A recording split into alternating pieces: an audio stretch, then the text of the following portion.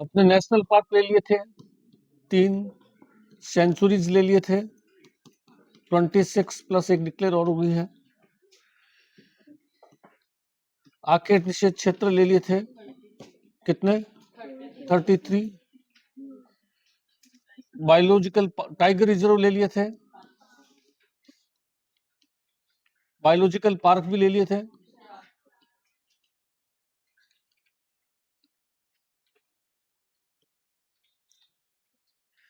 Ramsar site भी ले लिए थे,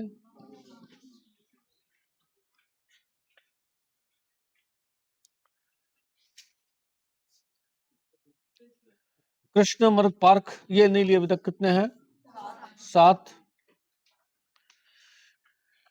कंजर्वेशन सेंटर ये भी नहीं लिए, 39 प्लस 1 नया डिक्लेयर हो गया, 40। Conservation centre, Krishna Mrig park 7, और कौन सा रह जाता है? बायोलॉजिकल पार्क तो आ गया ना। बस यही तो अपने कल रामसर साइट करवा दिया था, बायोलॉजिकल पार्क करवा दिया था, टाइगर रिजर्व करवा दिया, आखेट निषेध क्षेत्र करवा दिया, सेंचुरी करा दी, नेशनल पार्क करवा दिया, सारे टॉपिक्स हो गए। कृष्ण मृग पार्क 7 है और कंजर्वेशन सेंटर जो है वो 40 है। उसके बाद में जो है पर्यावरण से संबंधित पुरस्कार है।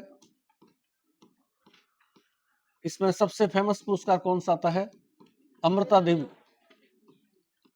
94 से शुरू हुआ था। अमृता देवी वन्य जीव पुरस्कार कितनी श्रेणियों में दिया जाता है? अमृता देवी वन्य जीव पुरस्कार 3 श्रेणियां हैं। एक अमृता देवी वन्य जीव पुरस्कार वनों से संबंधित विस्तार के लिए है। एक अमृता देवी वन्य जीव पुरस्कार वन्य जीवों से संबंधित सुरक्षा के लिए है, जो अपनी जान जोखिम में डालते हैं वन्य जीवों को बचाने के लिए। ये तो दोनों इंडिविजुअल है। और एक संस्था स्तर पर अमृता देवी पुरस्कार है, जो किसी संस्था को दिया जाता है। कोई पर्यावरण से जुड़ी हुई संस्था है, सैकड़ों लोग उसमें काम करते हैं और वो पर्यावरण, इनकी राशि 50,000 रुपये, 50,000 रुपये, इसकी 1 लाख रुपए। सबसे महत्वपूर्ण पुरस्कार जो है राजस्थान में पर्यावरण से, वो अमृता देवी वन्य जीव पुरस्कार 94 से स्टार्ट किया राजस्थान सरकार ने। कोई व्यक्ति वनों के लिए काम करता है 50,000 रुपये, कोई व्यक्ति वन्य जीवों को बचाने के लिए अपनी जान जोखिम में डालता है 50,000 रुपये, और कोई संस्था काम करती है 1 लाख रुपए। इसी तरह से राजीव गांधी वन्य जीव पुरस्कार है, जो भारत सरकार देती है। राजीव गांधी वन्य जीव पुरस्कार व्यक्तिगत स्तर पर जो है 1 लाख रुपए का है, जिला स्तर पर जो है वो 3 लाख रुपए का है, और राष्ट्रीय स्तर पर 5 लाख रुपए का। राजीव गांधी वन्य जीव पुरस्कार, ये 2 फेमस पुरस्कार है। इसके अलावा जो है एक पुरस्कार और है, और वो है कैलाश सांकला पुरस्कार। ये भी वन्य जीवों के संरक्षण के लिए कोई व्यक्ति कार्य कर रहा है तो उसको राजस्थान सरकार कैलाश सांकला पुरस्कार भी देती है। ये 2-3 एक फेमस पुरस्कार है जो वन्य जीवों से जुड़े हुए हैं।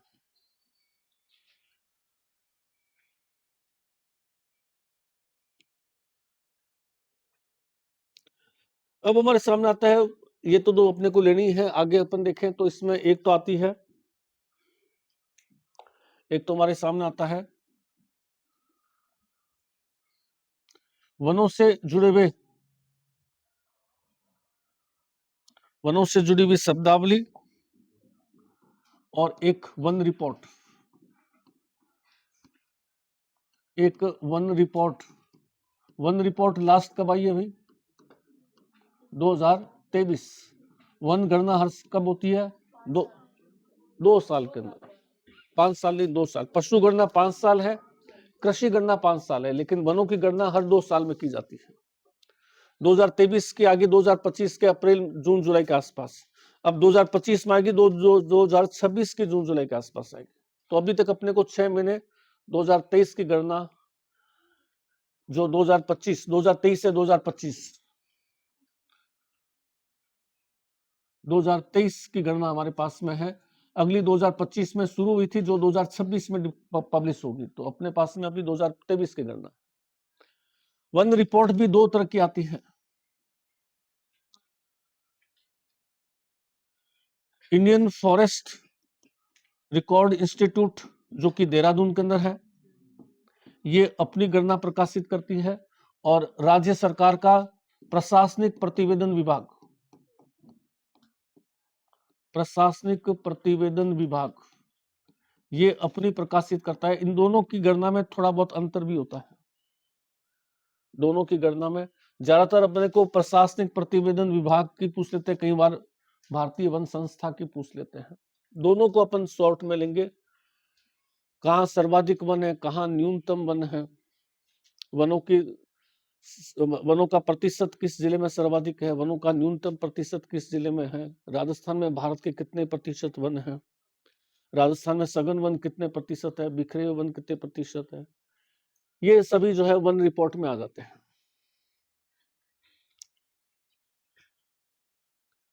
और वनों से जुड़ी शब्दावली के अंदर हम देखेंगे तो जैसे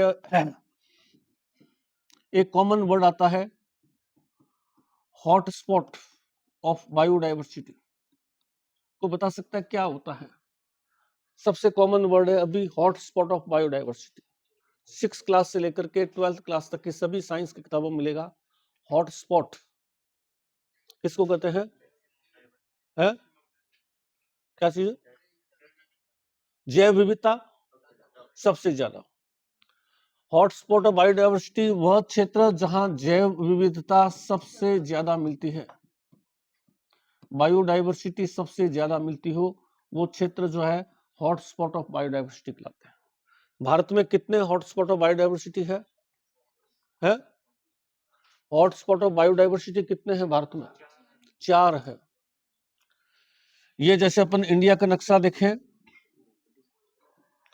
इंडिया का नक्शा हम देखें तो एक तो हमें यहां मिलेगा कर्नाटक और महाराष्ट्र बीच में, इसको क्या कहते हैं? वेस्टर्न घाट, वेस्टर्न घाट। और एक हमें यहां मिलेगा आसाम मेघालय के आसपास, इसको अपन क्या कहते हैं? पूर्वी हिमालय। और एक हमें यहां मिलेगा इंडो श्रीलंकन जोन, और एक म्यांमार रीजन के आसपास। हॉटस्पॉट ऑफ बायोडायवर्सिटी वह क्षेत्र जहां बायोडायवर्सिटी या जैव विविधता बहुत ज्यादा है और बायोडायवर्सिटी को खतरा भी है अगर है तो उसको हम हॉटस्पॉट ऑफ बायोडायवर्सिटी कहते हैं।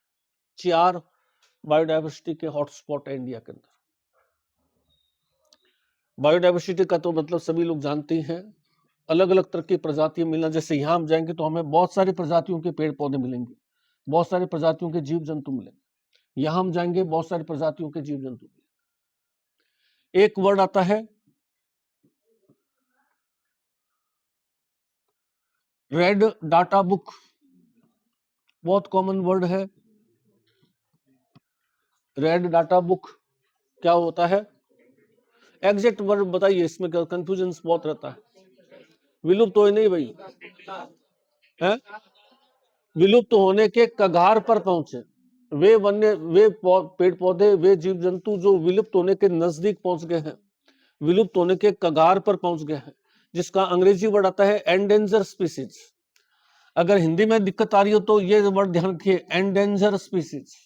एंडेंजर का मतलब होता है खतरे के आसपास, विलुप्त होने के आसपास। उनका नाम इस किताब में लिखा जाता है। वे जीव जंतु, वे पेड़ पौधे जो विलुप्त होने के नजदीक पहुंच गए। जैसे राजस्थान में गोडावन 90% जो है वो विलुप्त होने के नजदीक पहुंच गया। अब इसकी आबादी को तेजी से बढ़ा रहे हैं। गिद्ध देश के 90% जो है वो विलुप्त होने के नजदीक पहुंच गया। गिद्ध जो है पूरे देश में सबसे ज्यादा गिद्ध कहां पे है? बीकानेर के अंदर, जोड़बीड़ के अंदर, पूरे इंडिया के अंदर 90% गिद्ध की आबादी जो है वो डाइक्लोमिन दवा के कारण खत्म हो गई। जो दर्द के लिए लेते हैं हम, डाइक्लोमिन पशुओं को लगाते हैं, 90% आबादी इसकी खत्म हो गई। अब इसको बचाने का एक ही उपाय है, इसको रेड डाटा बुक में डाला जाए ताकि इस पर विशेष पैकेज आए वर्ड से भी और विशेष ध्यान दिया जाए। गिद्ध खत्म हो गया तो क्या हो जाएगा? है? मरे हुए जानवर बढ़ जाए। गिद्ध क्या है कि जीवित जानवर को नहीं खाता, मरे हुए जानवर खाता है। जो जंगल में मर गया, सड़ रहा है, जंगल में जानवर भी तो मरता है ना, हिरण मर गया मान लो जंगल में, अब वो सड़ रहा है, गिद्ध उसको खाएगा। तो इसको कहते हैं नेचुरल स्कैवेंजर, धरती का प्राकृतिक सफाई करता। धरती को साफ कौन करता है? गिद्ध करता। और अगर ये खत्म होगा तो धरती साफ नहीं होगी, धरती साफ नहीं होगी, जानवर पड़ा पड़ा सड़ेगा, तो उससे क्या होगा? महामारियां फैलेगी। जैसे अभी आया था कोरोना वगैरह, इस तरह से महामारियां फैलेगी, तो मानव अस्तित्व खतरे में आ गया। तो गिद्ध खत्म होगा तो हमारा अस्तित्व भी खत्म हो जाएगा, क्योंकि ये हमारे लिए सफाई करता है धरती की। ये मरे गरे सड़े गरे जानवरों को खा करके और धरती को साफ रखता है, ताकि तो गिद्ध का बचना जरूरी है। इस किताब के अंदर किसका नाम लिखना है, किसका नाम हटाना है, ये कौन सी संस्था डिसाइड करती है? IUCN। क्या नाम है पूरा? Conservation of nature. IUCN संस्था जो है वो इसमें किसी जीव का नाम लिखती है, या उसकी आबादी बढ़ गई तो उसका नाम हटा देती है।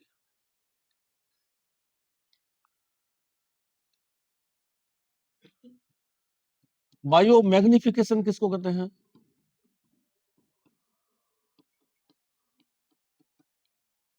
बायो मैग्निफिकेशन, जैव आवर्धन, बताओ। बायो मैग्निफिकेशन, जैव आवर्धन किसे कहेंगे? बेस्ट एग्जांपल जापान का मीनामाटा डिजीज था। 6ठी क्लास में या 8वीं क्लास के एनसीईआरटी में देखा है। मीनामाटा डिजीज किससे फैला था? जापान का मीनामाटा रोग किससे फैला था? पारे से। जापान में क्या है? उद्योग है, उद्योग में पारा कॉमन यूज होता है। पारे का पानी जो है वो पानी में, नाली में बहा देते हैं, पानी जो है वो नदी में चला गया, समुद्र में चला गया। नदी में, समुद्र में मछलियां वगैरह है जो उस पानी को पीती है। पारा किस में चला गया? मछली के शरीर में चला गया। अब पारा डाइजेस्ट तो होगा नहीं, पारा मछली में शरीर में जाकर के और क्या होगा? जमा हो गया उसके मांसपेशियों के बीच में। अब मनुष्य मछली को खा रहा है, पारा मछली से किस में आ गया? मनुष्य में आ गया। मनुष्य में आने के बाद में यह जो है मनुष्य के तंत्रिका तंत्र, नर्वस सिस्टम पे इफेक्ट करता है। एपिलेप्सी होना और नर्वस सिस्टम संबंधित बहुत सारे डिसऑर्डर हो जाना, जिसको मीनामाटा रोग कहा गया। तो हुआ किससे था? मछली से। मछली में किससे आया? पारे से। पारा किससे निकला? औद्योगिक सिस्टम। मैग्नीफाई हो रहा है। और एग्जाम्पल, सरल एग्जाम्पल देखें, पंजाब के अंदर खेतों में केमिकल खाद बहुत ज्यादा डाली गई, पानी में केमिकल्स आ गए, पानी में केमिकल्स आ गए तो पानी से केमिकल्स किस में आ गए? फसलों में आ गए। और फसलों से, फसल जैसे गेहूं है, केमिकल्स किस में आ गए? गेहूं में आ गए। अब गेहूं को कौन खा रहा है? मनुष्य खा रहा है, मनुष्य में आ गए केमिकल्स। और मनुष्य में कौन से रोग फैला रहे हैं? कैंसर फैला रहा है। पंजाब में कैंसर ज्यादा क्यों फैला? कारण ये बायो मैग्निफिकेशन। उन लोगों ने बहुत ज्यादा अंधाधुंध केमिकल्स का इस्तेमाल किया, पानी में केमिकल्स, जमीन में केमिकल्स, इसमें आगे फसल में आगे। अब वो फसल ला करके यहाँ बेचते हैं। अब पंजाब के लोग भी क्या होशियार हो गए, वो अपनी फसल नहीं खाते। पंजाब के मान लीजिए किसी भी लुधियाना या किसी भी शहर के अंदर किसान के पास में फसल हुई, 100 बोरी मान लो गेहूं हुआ, तो 100 बोरी गेहूं ला करके और राजस्थान बेचेगा, और जाते हुए 2 बोरी गेहूं राजस्थान की जो है वो साफ खरीद के ले जाएगा अपने खाने के लिए। तो हमारे लिए तो बुला रहे हो खाद वाली गेहूं, और अपने खाने के लिए राजस्थान से जो है वो बरानी गेहूं लेके जा रहा है, वो लेके जा रहा है। तो ये क्या है? नुकसानदायक है। गेहूं को बगैर दो, गेहूं का रूल क्या है कि आप उसको धोइए, सुखाइए, फिर खाइए, फसल का इफेक्ट कम हो, जो केमिकल्स का इफेक्ट है। ओपन सीधे लाए वो तो 90% तो पिसा हुई लाते हैं, उसने कैसा था कैसा पता ही नहीं चलता। तो ये बायो मैग्निफिकेशन का एग्जाम्पल है, बायो मैग्निफिकेशन का एग्जाम्पल। मीनामाटा डिजीज जापान की बहुत कॉमन, बहुत चर्चित रहती, पूरे वर्ल्ड के अंदर इस चीज को उसने उजागर किया था। बायो कंट्रोल क्या चीज होता है? बायो कंट्रोल, बायो कंट्रोल ये क्या चीज होता है भाई? अपने को जैसे बरसात हो गई, किसी स्थान पर पानी इकट्ठा हो जाता है जगह जगह, पानी इकट्ठा हो जाने पर क्या हो जाएगा, मच्छर हो जाएंगे, विशेषकर किससे, मलेरिया। बारिश के दिनों मलेरिया खूब फैलता है। अब मलेरिया के मच्छर इकट्ठा हो गए, अपन डीडीटी का छिड़काव करते हैं तो बहुत सारे मलेरिया में डीडीटी के प्रति क्या हो गया, रेजिस्टेंस हो गया, मलेरिया डीडीटी से मरता ही नहीं है, उसमें रेजिस्टेंस हो गया। अब उसको कैसे मारा जाएगा, तो मलेरिया को मारने के लिए क्या करते हैं फिर, आप सबको पता होगा, गंबूशिया मछली का इस्तेमाल करते हैं। नाम सुना होगा, गंबूशिया बहुत कॉमन वर्ड है साइंस के अंदर। लार्वा को खा जाते हैं मलेरिया के, और जो है वो मच्छरों को चट कर जाता है। तो गंबूसिया मछली से हमने मलेरिया के लार्वा और मच्छर को कंट्रोल किया, बजाय केमिकल से कंट्रोल करने के। तो इससे क्या हो, पॉल्यूशन भी नहीं फैला और आबाद मतलब खत्म भी कर दिया। तो that is called biological control, एक जीव से द्वारा दूसरे जीव की आबादी को रोकना, बढ़ने से रोकना। बायोडिग्रेडेबल क्या चीज होती है, बायो नॉन डिग्रेडेबल क्या चीज होती है। बायोडिग्रेडेबल जिसको हम यूज करके फेंकते हैं तो वो प्रकृति में स्वतः ही नष्ट हो जाती है। हमारे यहाँ जो जमीन है, भूमि है, उस भूमि में हमने कोई चीज फेंकी तो भूमि में हजारों तरह के बैक्टीरिया है, और वो जैसे हमने कागज का इस्तेमाल किया, कागज को गली में फेंक दिया, आप नोट कर लीजिए 4 दिन बाद वो कागज गायब मिलेगा, सड़ के खत्म हो जाएगा। बैक्टीरिया ने उसको खा करके उसके नाइट्रोजन को फ्री कर दिया। वही आपने पॉलीथीन का इस्तेमाल किया और पॉलीथीन को इस्तेमाल करके फेंक दो, साल भर ही पड़ा रहेगा, वो 2 साल ही पड़ा रहेगा, 1000 साल ही पड़ा रहेगा। तो पॉलीथीन क्या हो गया, बायो नॉन डिग्रेडेबल हो गया। बड़े बड़े शहरों में जितना भी ये ड्रेनेज सिस्टम कंट्रोल डैमेज होता है तो वो किसकी वजह से हो रहा है, पॉलीथीन की वजह से हो रहा है। तो वे वस्तुएं जो वातावरण में स्वतः ही खत्म हो। एक चीज ध्यान रखना है, कई बार क्वेश्चन आते हैं, जितने भी लैब डिटर्जेंट्स होते हैं, लैब अपमार्जक जिसको अपन कहते हैं, ये सारे बायो नॉन डिग्रेडेबल होते हैं, सबसे ज्यादा पॉल्यूशन फैलाते हैं। ये कुछ वर्ड है।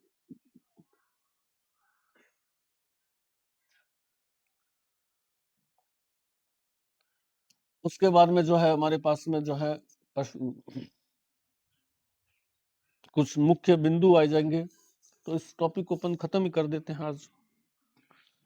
अब इसमें लिखने समझाने लायक कोई चीज है नहीं, लिख लेते हैं इसको।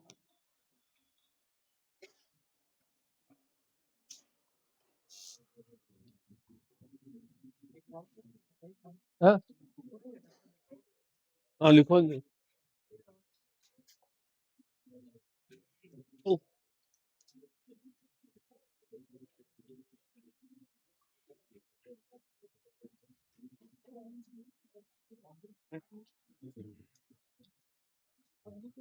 आज इस टॉपिक को कंप्लीट कर लीजिए।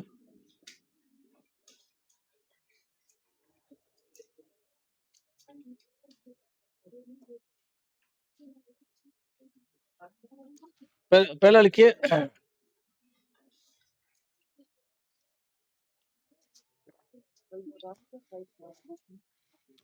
राम से साइड तक होगा था ना। अब लिखिए, Krishna Mrig park, black deer park,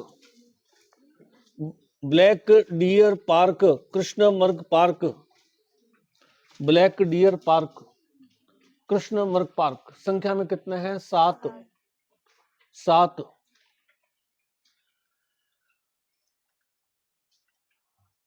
पहला लिखिए, संजय गांधी कृष्ण मृग पार्क जयपुर,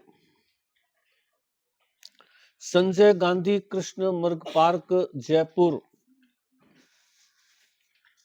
संजय गांधी कृष्ण मृग पार्क जयपुर। सम्राट अशोक कृष्ण मृग पार्क जयपुर, संजय गांधी पार्क जयपुर, सम्राट अशोक कृष्ण मृग पार्क जयपुर, सम्राट Ashok Krishna Mrig park Jaipur. Amrita Devi Krishna Mrig park Jodhpur, Amrita Devi Krishna Mrig park Jodhpur. Machia safari park Jodhpur, Machia safari,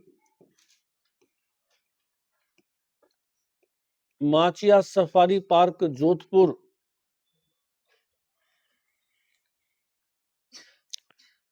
Sajjangarh Krishna Mrig park Udaipur, Sajjangarh park Udaipur, Sajjangarh park Udaipur, Sajjangarh park Udaipur, Pushkar Krishna Mrig park Pushkar, Pushkar Krishna Mrig park Pushkar,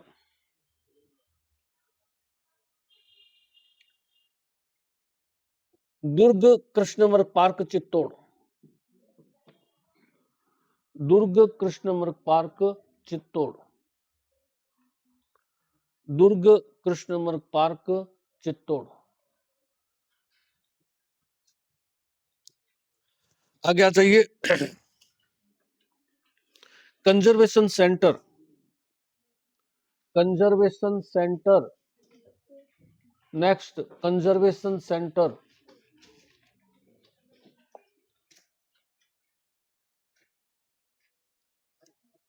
conservation centre,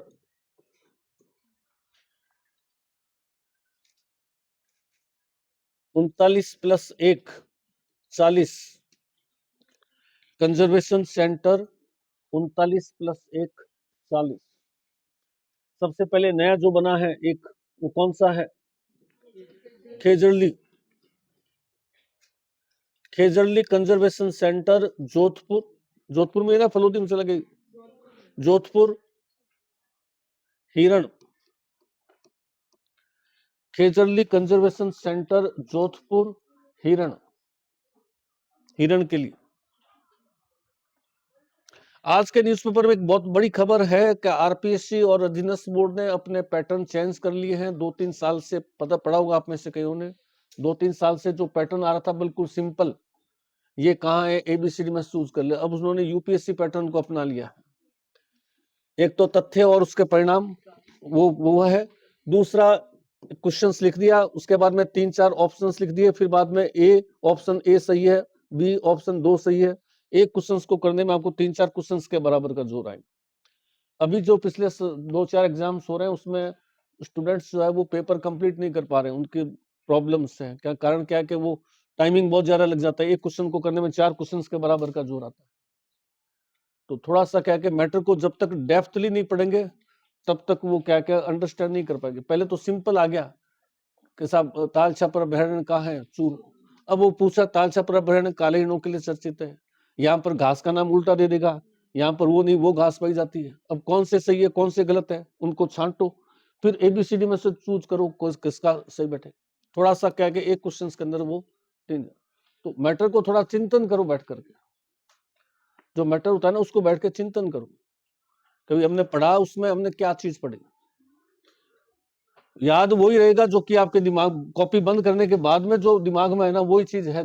copy कर देख करके और वो तो करने से कोई मतलब, कॉपी बंद कर ली उसके बाद में कितना याद है वही असली याद। तो थोड़ा सा क्या क्या हल्का सा और ज्यादा मतलब क्या क्या थोड़ा अच्छी तरह से, क्योंकि पैटर्न चेंज, हालांकि मेरिट नीचे आ रही है। और उसमें ये भी है कि 4-5 एग्जाम तो ऐसे हैं जिसमें, जैसे एक संस्कृत के अंदर कॉलेज लेक्चर का पेपर था, उसके अंदर एक भी लड़का पास नहीं हुआ, क्योंकि मिनिमम कितना है 40%। अब पेपर टफ होने से लोगों के 40% ही नहीं आ रहे, और मेरिट जा रही है 45-50 के आसपास। जब ये पैटर्न अपना, उससे पहले मेरिट 80-80 जा रही, तो इसमें डरने की आवश्यकता नहीं, मेरिट नीचे रहेगी, लेकिन आपको जो भी टॉपिक करे तो उसको थोड़ा अच्छी तरह से करें। स्टूडेंट तो वही है, घूम फिर करके, अगर मैं मानता हूँ कि 10 लाख फॉर्म भरे गए ना, तो असली पढ़ने वाले कितने हैं? 10,000 ही होते हैं। बाकी 9,90,000 तो क्या है कि आरपीसी को तनख्वाह देते हैं कि आपको हम फॉर्म की सैलरी दे रहे हैं। पढ़ने वाले कितने होते हैं? 10,000, और उनमें लेना कितना होता है? उनको 5,000 लेना होता है, 7,000। तो जो भी पढ़ने वाला है उसका तो 100% सिलेक्शन होता है, और नहीं पढ़ने वाला ऐसे ही जो है वो आ गया। 10%, 1%, 5% लोग ही पढ़ने वाले होते हैं। अपन देखते हैं भीड़ इतनी आ रही है, पढ़ने वाले उसमें 5-7% होते हैं, बाकी तो ऐसे ही है। तो थोड़ा सा क्या क्या इस चीज को ध्यान रखो, क्या मतलब थोड़ा कोई भी चीज करो तो थोड़ा सा उसको डेप्थ में और उसको दिमाग में बिठाने की कोशिश करो। आगे लिखिए कौन सा है? है खेजड़ली। दूसरा लिखिए जोड़बीड़ बीकानेर, जोड़बीड़ बीकानेर, जोड़बीड़ बीकानेर गिद्ध के लिए चर्चित है, गिद्ध, जोड़बीड़ बीकानेर गिद्ध। जवाई बांध पाली, तीसरा जवाई बांध पाली लेपर्ड या तेंदुए के लिए, जवाई बांध पाली लेपर्ड या तेंदुआ, जवाई बांध पाली लेपर्ड या तेंदुआ। बिसलपुर टोंक लेपर्ड या तेंदुआ, बिसलपुर टोंक तेंदुआ,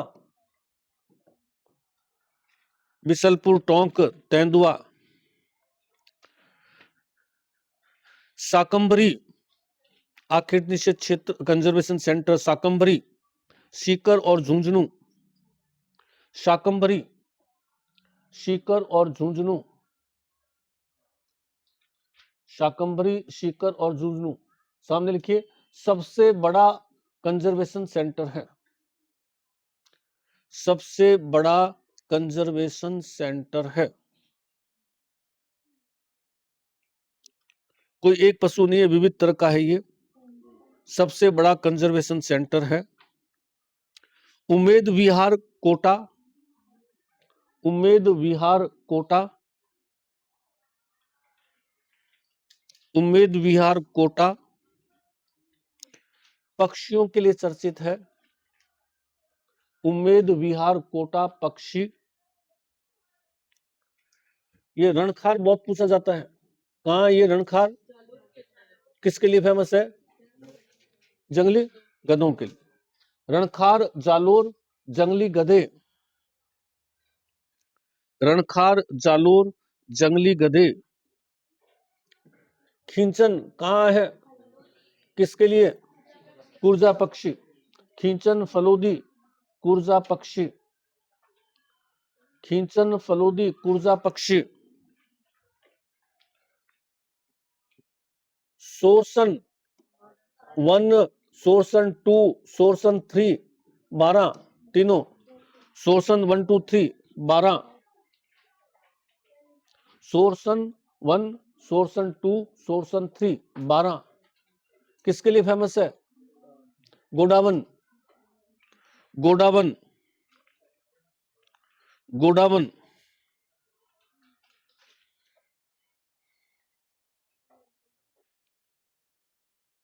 रोटू और गेंटोलाव कहां पे है? रोटू बहुत फेमस है नागौर, और दूसरा रोटू और गैगोलाव,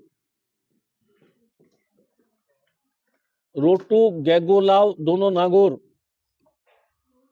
रोटू गैगोलाव नागौर। विविध प्रकार के, कोई एक चीज नहीं है, विविध प्रकार।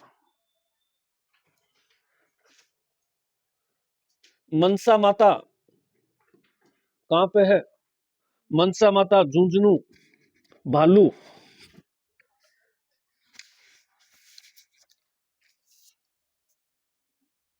मनसा माता झुंझुनू भालू।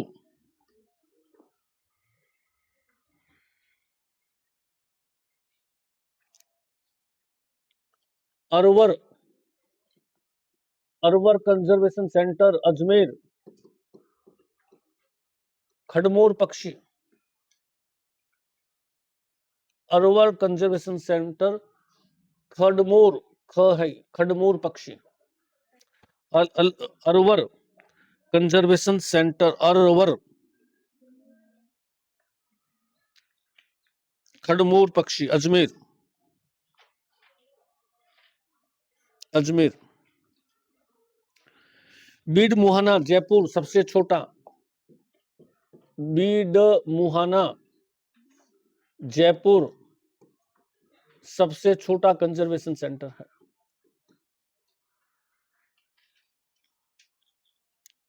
बीड मुहाना जयपुर सबसे छोटा।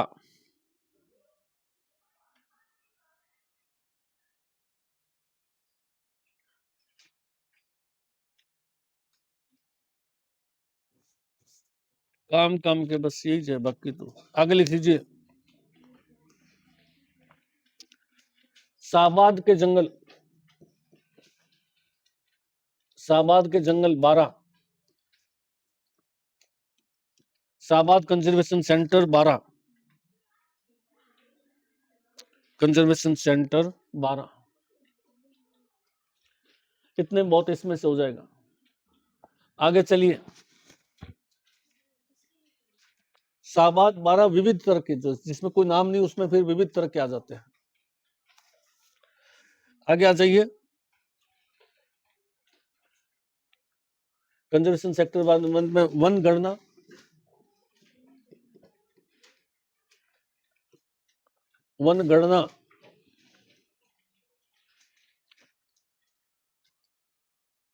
प्रति 2 वर्ष पश्चात वन गणना की जाती है। प्रति 2 वर्ष पश्चात वन गणना की जाती है। प्रति 2 वर्ष पश्चात वन गणना की जाती है। 2 संस्थाएं अलग अलग गणना करती है। 2 संस्थाएं अलग अलग गणना करती है।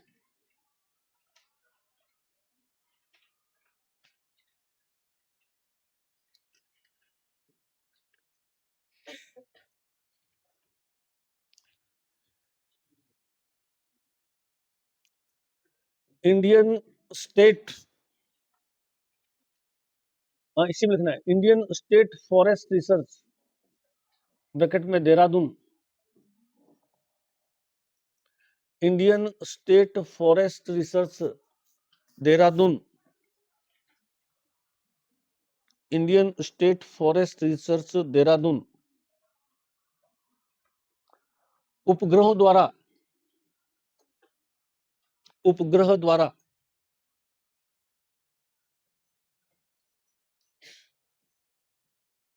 तथा राज्य सरकार प्रशासनिक प्रतिवेदन, वन विभाग क्या आता है, राज्य सरकार प्रशासनिक प्रतिवेदन से गणना करती है। राज्य सरकार प्रशासनिक प्रतिवेदन से गणना करती है। राज्य सरकार के पास में तो प्रशासनिक प्रतिवेदन आता है, बीकानेर का फॉरेस्ट ऑफिसर भेजता है, यहाँ इतने वन हैं, जयपुर का भेज रहा है, जोधपुर का भेज रहा है, उसके आधार पर वो निकालती है। ये सैटेलाइट के माध्यम से साइंटिफिक तरीके से निकालते हैं। दोनों में थोड़ा बहुत डिफरेंस आता है। पहले अपन जो है ISFR देहरादून की report, ISFR Indian state forest record, यानी ISFR की रिपोर्ट,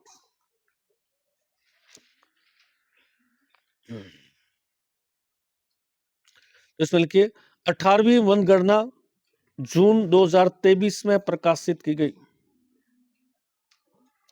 18वीं वनगणना जून 2023 में प्रकाशित की गई। जून 2023 में प्रकाशित की।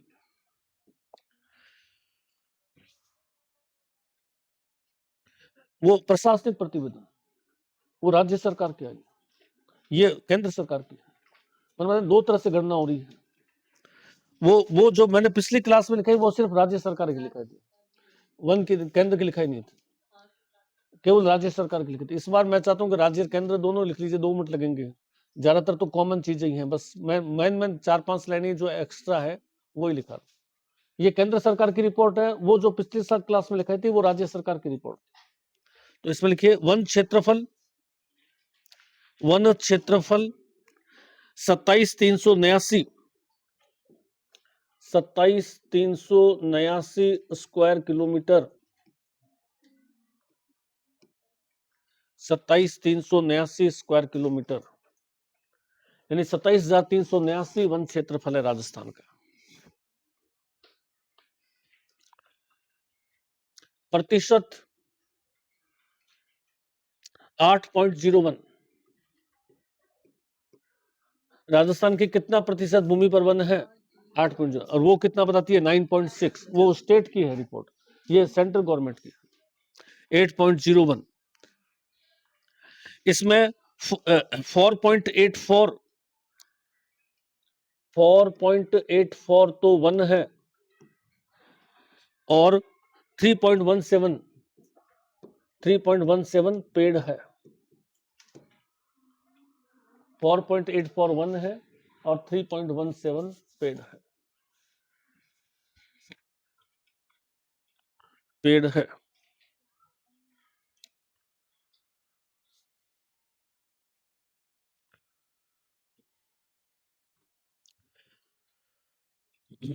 इसमें लिखिए अति सघन वन 0.07%। अति सघन वन राजस्थान में कितना है? 0.07%। अति सघन वन 0.07%। सर्वाधिक अलवर मध्यम सघन वन 1.24%। मध्यम सघन वन 1.2%। सर्वाधिक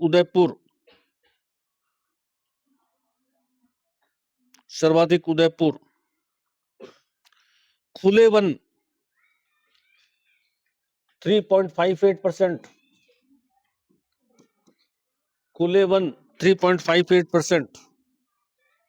सर्वाधिक उदयपुर।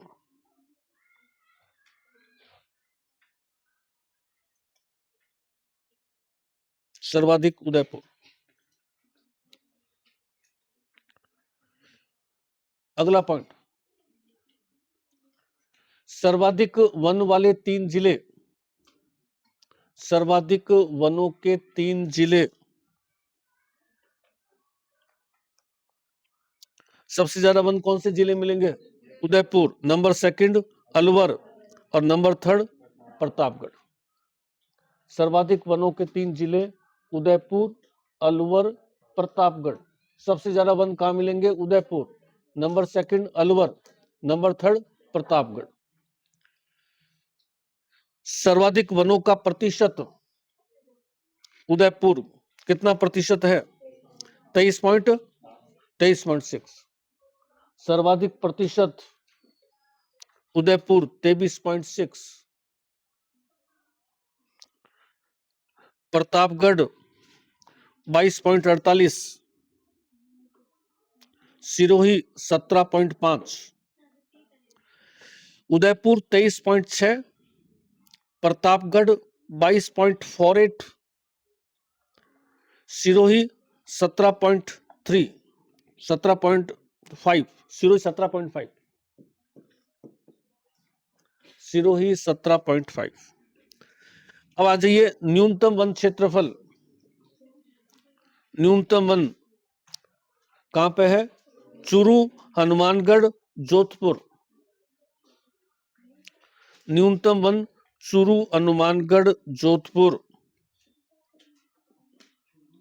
चूरू, हनुमानगढ़, जोधपुर। न्यूनतम वन कहां है? चूरू, हनुमानगढ़, जोधपुर। प्रतिशत, न्यूनतम प्रतिशत। न्यूनतम प्रतिशत कहां है? चूरू में कितना है? 0.45। चूरू के बाद में कौन आएगा?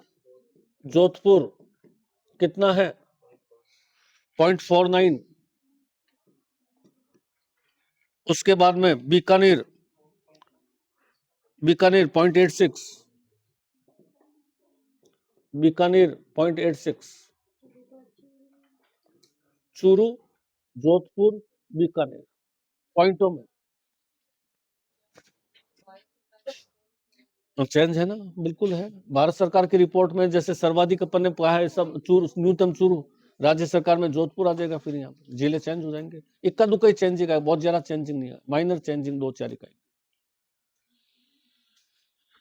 सर्वाधिक झाड़ियां कहां पे है? सर्वाधिक झाड़ी पाली। सर्वाधिक झाड़ियां पाली। न्यूनतम हनुमानगढ़। झाड़ियां सर्वाधिक कहां है? पाली। न्यूनतम हनुमानगढ़।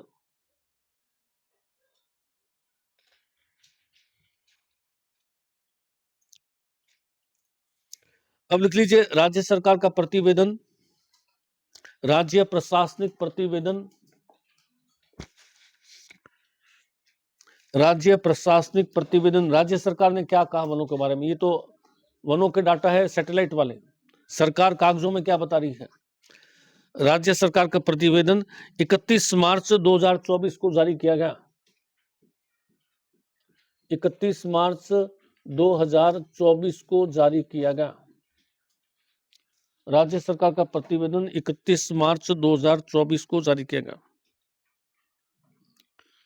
वन क्षेत्रफल, वन क्षेत्रफल वो 27 बता रहा था, राज्य सरकार कह रही थी 33 है। 33,014 स्क्वायर किलोमीटर, 33,014 स्क्वायर किलोमीटर। ये राज्य सरकार वाला ध्यान रखिए अच्छी तरह से, उसको तो ऐसी रीडिंग करके छोड़ दीजिए। 33,014 स्क्वायर किलोमीटर। कितना प्रतिशत भूमि पर वन है? 9.7। ये राज्य सरकार वाला थोड़ा अच्छी तरह से देख लीजिए, उसको तो ऐसी रिपोर्ट ध्यान में रख लीजिए। 9.64%। राजस्थान के कितना परसेंट भूमि वनों से ढकी है? 9.64%। सर्वाधिक क्षेत्रफल उदयपुर, अलवर, करौली। वो कह रहा था उदयपुर, अलवर, प्रतापगढ़। ये कह रहा है उदयपुर, 12, करौली। उदयपुर, 12, करौली। सर्वाधिक वन उदयपुर, 12, करौली। उदयपुर, 12, करौली। सर्वाधिक वन उदयपुर, 12, करौली। न्यू सर्वाधिक प्रतिशत प्रतापगढ़, वहां सर्वाधिक प्रतिशत उदयपुर बता रही है। प्रतापगढ़ 37.46। सर्वाधिक प्रतिशत प्रतापगढ़ 37.46। उदयपुर 35.49। 35.49। करौली 32.77। 32.77। तो सर्वाधिक वन तो उदयपुर सही है, दोनों में कॉमन है, लेकिन सर्वाधिक प्रतिशत में वो कह रहा है उदयपुर, केंद्र सरकार कह रही है उदयपुर, राज्य सरकार कह रही है प्रतापगढ़। दोनों में अंतर है। तो एक लाइन और लिख लीजिए। न्यूनतम वन, न्यूनतम वन चूरू, हनुमानगढ़, नागौर। चूरू, हनुमानगढ़, नागौर। न्यूनतम प्रतिशत, न्यूनतम प्रतिशत चूरू 0.57। जोधपुर, चूरू के बाद में जोधपुर 1.08।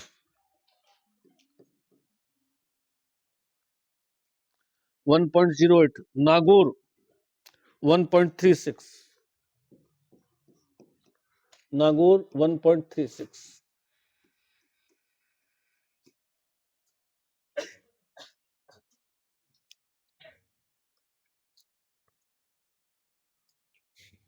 देश के कुल वन में राजस्थान का योगदान 3.10%। देश के कुल वन में राजस्थान का योगदान 3.10%। क्या मतलब हुआ? देश में 100 पेड़ लगे तो राजस्थान का योगदान कितना है? 3 पेड़ों का लगभग। 100 पेड़ देश में लगे हुए तो 3%, 3 पेड़ राजस्थान में लगे हुए। क्षेत्रफल कितना है? 10.41। तो अब क्षेत्रफल को देखते हुए पेड़ क्या है? बहुत ज्यादा कम है, जितना होना चाहिए उससे 1/3 से भी कम है। तो राजस्थान का योगदान मात्र 3% ही है देश के अंदर, जबकि भूमि 10% है, इसलिए वन राजस्थान में काफी कम है। प्रति व्यक्ति वन 0.037 हेक्टर। 0.037 हेक्टर प्रति व्यक्ति वन। 0.037 हेक्टर। 0.037 हेक्टर प्रति व्यक्ति वन। 0.037 हेक्टर हेक्टर अपने क्षेत्रफल मापने की इकाई है। 0.037 हेक्टर एक व्यक्ति के पास में आता है वन। तो जनरली वो क्वेश्चन पूछेगा राजस्थान में सर्वाधिक वन कहाँ मिलते हैं, उदयपुर, प्रशासनिक प्रतिवेदन दोनों में उदयपुर ही है, तो इसमें तो कोई आएगा नहीं। सर्वाधिक वनों का प्रतिशत, तो फिर वो पूछेगा वन रिपोर्ट के अनुसार प्रतिशत कहाँ है, तो प्रतापगढ़, और वनों के अनुसार अपने राज्य सरकार के अनुसार कहाँ है, तो राज्य सरकार ने कहाँ बताया था, प्रतापगढ़, और केंद्र सरकार उदयपुर ही बता रही है। न्यूनतम वन कौन से जिले में है, चूरू। न्यूनतम प्रतिशत कहाँ है, चूरू।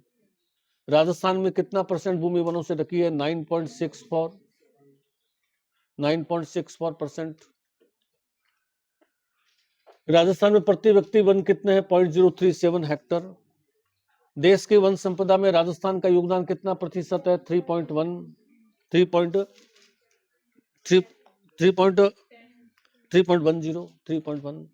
ये 5-7 एक घुमा फिरा के क्वेश्चन आते हैं, 4-5 क्वेश्चन से याद करने, बाकी कोई डाटा का आवश्यकता नहीं। 4-5 क्वेश्चन से घुमा फिरा करके आते हैं, इसको 2-3 बार रीडिंग करोगे थोड़ा आइडिया रहेगा। आगे लिखिए पुरस्कार, वनों से जुड़े हुए पुरस्कार।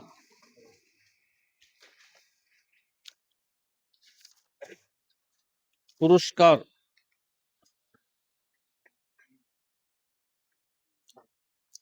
अमृता देवी वन्य जीव पुरस्कार 1994 से शुरू। अमृता देवी वन्य जीव पुरस्कार, अमृता देवी वन्य जीव पुरस्कार 1994 से शुरू, 1994 से शुरू। 3 स्तर पर दिया जाता है, 3 स्तर पर दिया जाता है। 1994 से शुरू, 3 स्तर पर दिया जाता है। पहला स्तर लिखिए व्यक्तिगत स्तर 1,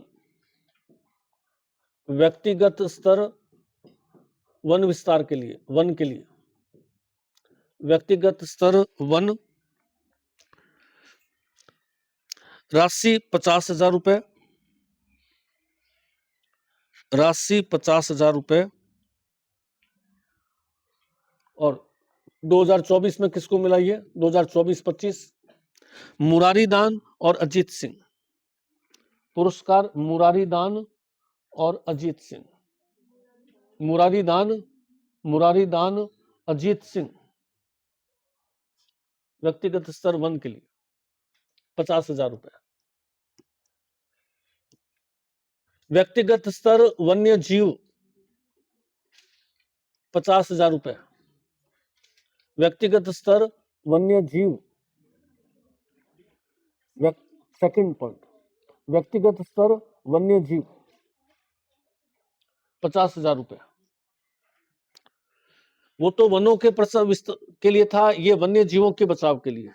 व्यक्तिगत स्तर वन्य जीव 50,000 रुपए। और ये किसको मिला,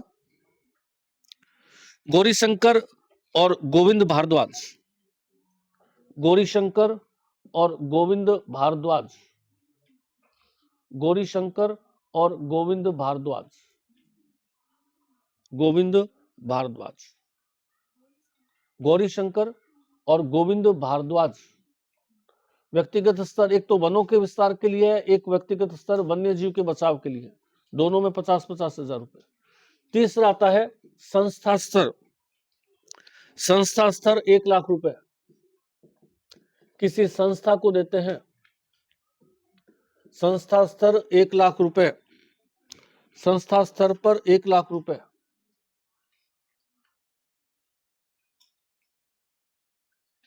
संस्था स्तर 1 लाख रुपए।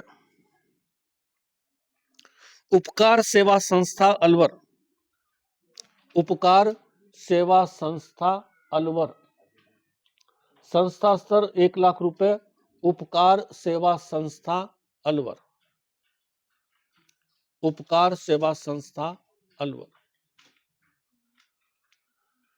राजीव गांधी वन्य जीव पुरस्कार, राजीव गांधी पुरस्कार, राजीव गांधी पुरस्कार 2012 से शुरू हुए,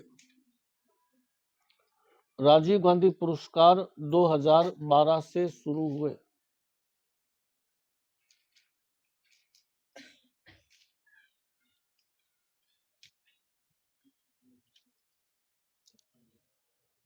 पहला व्यक्तिगत स्तर,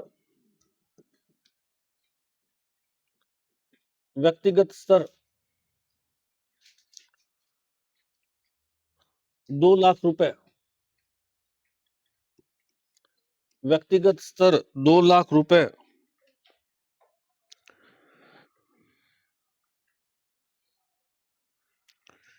रजत कमल किसको दिया गया? रजत कमल, रजत कमल। नगर स्तर 3 लाख रुपए, नगर स्तर 3 लाख रुपए और संस्था स्तर 5 लाख रुपए, वो अलग अलग है। नगर स्तर 3 लाख रुपए, संस्था स्तर 5 लाख रुपए, संस्था स्तर 5 लाख रुपए। कैलाश सांकला पुरस्कार 2010 से शुरू हुआ। कैलाश सांकला पुरस्कार 2010, कैलाश सांकला पुरस्कार 2010। वन्य जीवों की सुरक्षा के लिए 50,000 रुपए का पुरस्कार है। राशि 50,000, वन्य जीवों की सुरक्षा, राशि 50,000, वन्य जीवों की सुरक्षा, वन्य जीवों से सुरक्षा, राशि 50,000, वन्य जीवों से सुरक्षा। चौथा लिखिए इंदिरा प्रियदर्शनी वृक्ष मित्र पुरस्कार, इंदिरा प्रियदर्शनी वृक्ष मित्र पुरस्कार,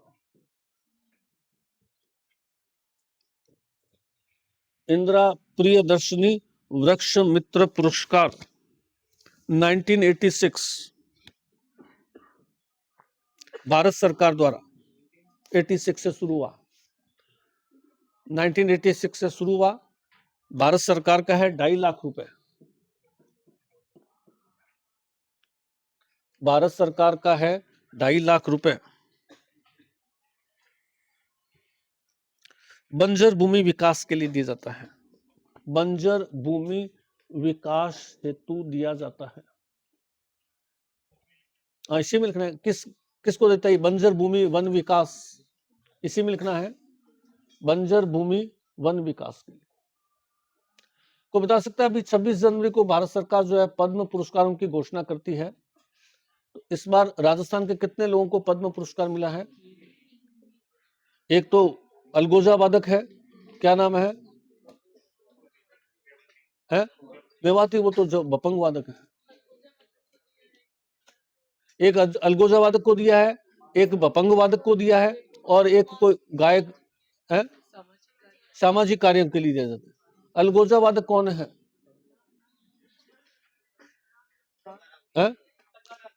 टगाराम। और बपंग वादक गफरुद्दीन मेवाती, और उसके लिए सामाजिक कार्य के लिए तीनों के नाम ध्यान रखें। 26 जनवरी को डिक्लेयर, ये पुरस्कार हमेशा 26 जनवरी को डिक्लेयर होते हैं। 26 जनवरी को ये पुरस्कारों का डिक्लेरेशन होता है और बाद में किसी एक दिन भारत सरकार जो है प्रोग्राम करके और सबको। भारत रत्न किसको मिला इस बार? है कोई नहीं मिला। और राजस्थान के कितने लोग भारत रत्न लिए हुए हैं? एक भी नहीं। राजस्थान के अभी तक एक भी व्यक्ति को भारत रत्न नहीं मिला और इस बार भी भारत रत्न किसी को नहीं दिया गया था। लास्ट भारत रत्न किसको दिया हुआ है? लास्ट भारत रत्न किसको दिया गया था? अंतिम बार भारत रत्न किसको दिया गया था? पहला किसको मिला था? पहला भारत रत्न किसको मिला था? लास्ट किसको मिला है? पहला भारत रत्न जो है डॉक्टर राधाकृष्णन, सी राजगोपालाचारी और सीवी रमन, तीनों को एक साथ 1954 से शुरू किया गया था और लास्ट जो है कर्पूरी ठाकुर, बिहार का कोई पूर्व सीएम था, बिहार चुनाव से जस्ट पहले कर्पूरी ठाकुर को दिया गया था, जो बिहार का कोई टाइम में सीएम रहा था और इतना ईमानदार व्यक्ति था कि उसका बाप जो था लोगों के घरों में जाकर के और बर्तन साफ किया करता था। कर्पूरी ठाकुर कोई राजपूत नहीं था, नाई समाज का। उसके फादर बाल काटते थे, लोगों के घरों में जाकर के और बर्तन मांजते थे, और वो सीएम था वहां का। हार्ड ऑनेस्ट रहा, उसको दिया गया था 1980 के आसपास, 75 के आसपास में रहा लास्ट बार भारत रत्न।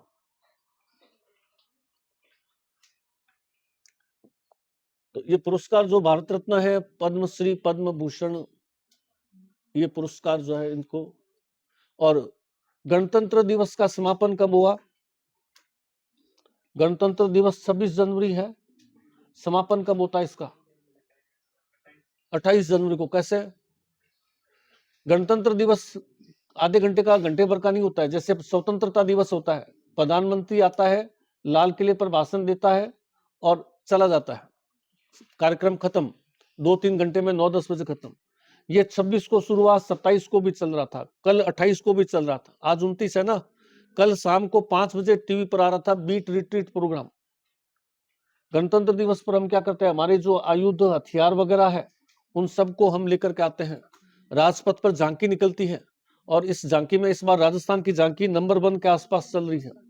उसमें उस्ता कला का वो कैंप रखा हुआ था राजस्थान की झांकी के अंदर, नंबर 1 शायद आ सकती है, उसकी वोटिंग चल रही है।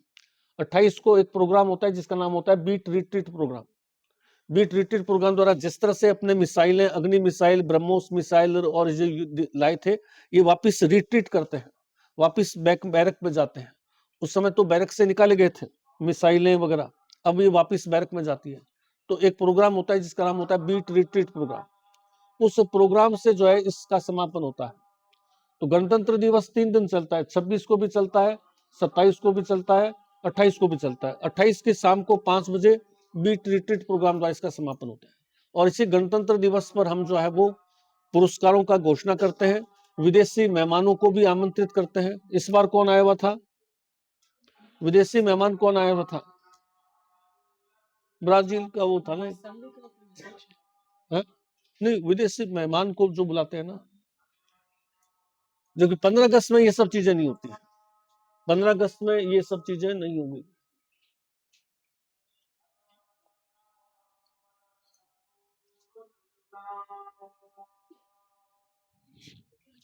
आगे लिखिए, अन्य बिंदु। अन्य बिंदु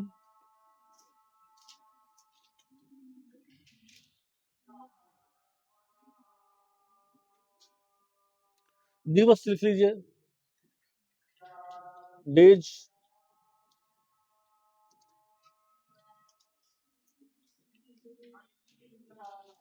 2 फरवरी, 2 फरवरी कौन सा दिन मनाते हैं? 2 फरवरी रामसर साइट दिवस, रामसर साइट दिवस, रामसर साइट दिवस, 2 फरवरी रामसर साइट दिवस। 21 मार्च वानिकी दिवस, 21 मार्च। 22 मार्च जल दिवस, वानिकी दिवस, 22 मार्च जल दिवस। 22 अप्रैल, 22 मई जैव विविधता दिवस। तीनों कंटिन्यू आ रहे हैं। 22 अप्रैल पृथ्वी दिवस, 22 मई जैव विविधता दिवस। 22 मई है जैव विविधता दिवस, 21 मई है, 22-22-21 है क्या ये? जैव विविधता दिवस 21 मई है। चलो 21 मई लिख लीजिए। 5 जून विश्व पर्यावरण दिवस, 5 जून विश्व पर्यावरण दिवस। 1 से 7 जुलाई वन महोत्सव, 1 से 7 जुलाई वन महोत्सव। किसने शुरू किया था वन महोत्सव? के.एम. मुंशी। 1 से 7 जुलाई वन महोत्सव, के.एम. मुंशी। KM मुंशी। 16 सितंबर ओजोन दिवस, 16 सितंबर ओजोन दिवस। 1 से 7 अक्टूबर वन्य जीव सप्ताह। 16 सितंबर ओजोन दिवस, 1 से 7 अक्टूबर वन्य जीव सप्ताह। ये कुछ है। कई बार 2 से 8 भी मनाते हैं या 1 से 7। एक सप्ताह होता है, कभी 2 से 8, कभी 1 से 7। वन्य जीव सप्ताह मना। ये कुछ फेमस दिन है पर्यावरण से जुड़े, पर्यावरण से जुड़े हुए जो है वन। ये वन्य जीवों की क्या खासियत होती है, आपने कभी पुरानी फिल्म में देखा होगा, सभी फिल्मों के अंदर घर के बाहर एक मसाल जलाई जाती थी, पुरानी जो ब्लैक एंड व्हाइट आया करती थी। क्या कारण था इसका? कैसे बचाव के लिए? कोई भी जंगली जानवर ऐसा नहीं है, चाहे शेर से लेकर के हाथी से लेकर के कोई भी जंगली जानवर ऐसा नहीं है जो कि आग से न डरता हो। तो पुराने जमाने में घर के बाहर दरवाजे नहीं है तो दोनों तरफ मसाल लगा लेते थे ताकि वन्य जीव पास नहीं फटकता था। तो अग्नि एक ऐसी चीज थी जिससे हर वन्य जीव का बचाव होता था। तो लोग अपने घरों में जो है वो अग्नि जला करके रखते थे। जब ये लकड़ी के दरवाजे वगैरह बनाने का या इतना ज्यादा प्रोटेक्शन नहीं हुआ करता था गाँव के अंदर, तो वो आग जला करके रखते थे जिससे कि चाहे शेर हो चाहे कोई भी हो, कोई भी वन्य जीव आपकी तरफ नहीं आएगा। चलो कर लेंगे इसमें।